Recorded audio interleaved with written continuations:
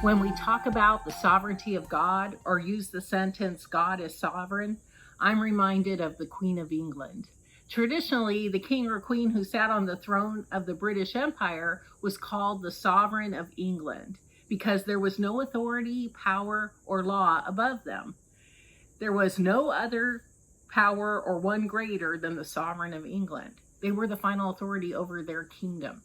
So as Christians in the Christian faith, when we use the expression God is sovereign, or say the sovereignty of God, it's a statement of faith, because what we are saying is that there is no greater power, there is no other authority outside of God's sovereignty.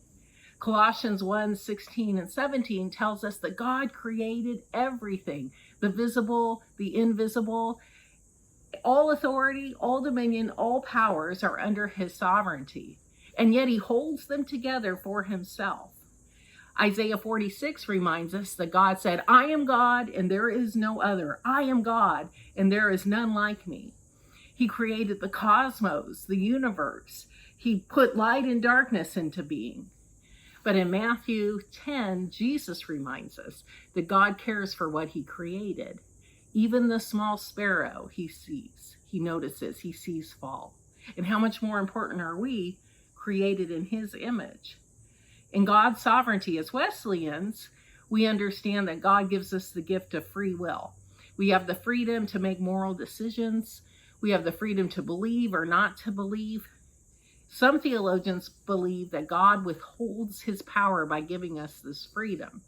He has the power to act or intervene, but chooses not to.